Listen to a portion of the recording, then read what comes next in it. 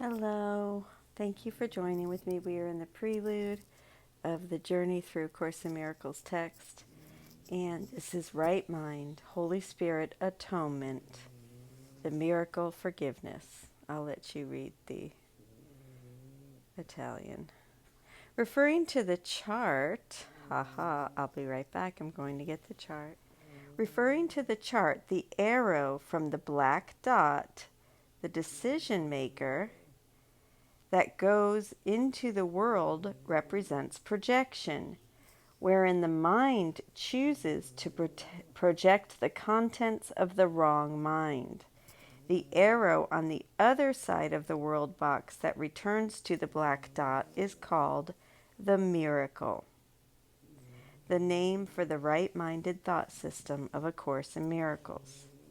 The miracle is not something done in the world by a body, but is the mind's choosing again.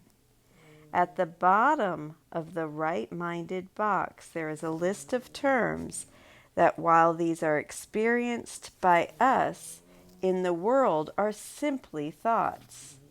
They are there to emphasize the fact that forgiveness, the holy instant, the holy relationship, and healing are found within the mind that has chosen to be an observer with the Holy Spirit rather than a judge with the ego.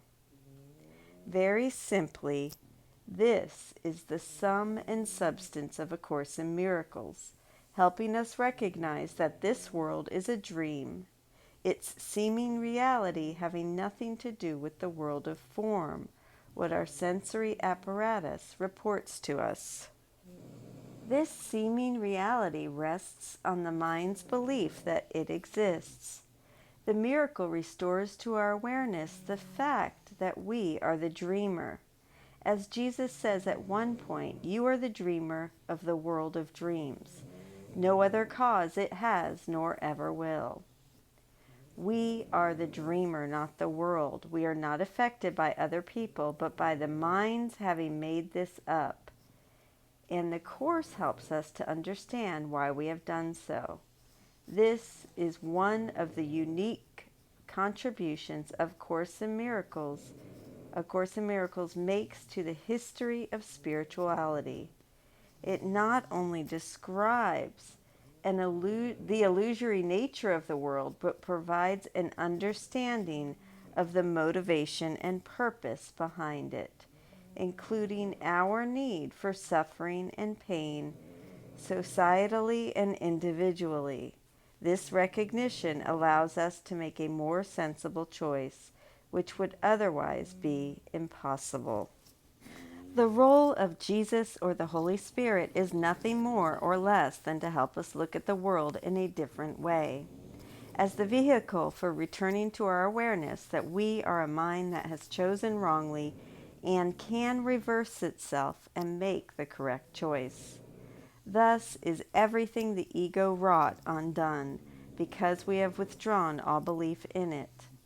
Forgiveness is the term that best describes this process of moving us from the prison of guilt and judgment to the classroom of healing and release.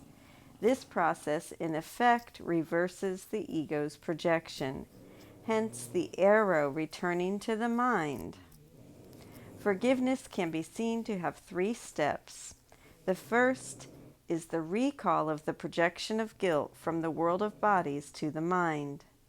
The second, once we are back in the mind, is to see the guilt for the defense it is, preventing us from choosing again. And now we do, deciding that the Holy Spirit is the true teacher.